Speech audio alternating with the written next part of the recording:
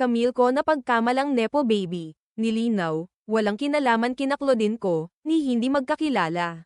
Nilinaw ng lifestyle vlogger at negosyanteng si Camille ko na wala siyang kaugnayan kay Claudine ko, anak ni dating Ako Bicol Rep, Christopher ko at pamangkin ni Rep, Zoldy ko.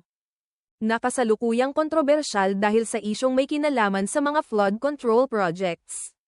Matapos dagsin ng komento sa TikTok dahil sa pagkakapareho ng apelyido.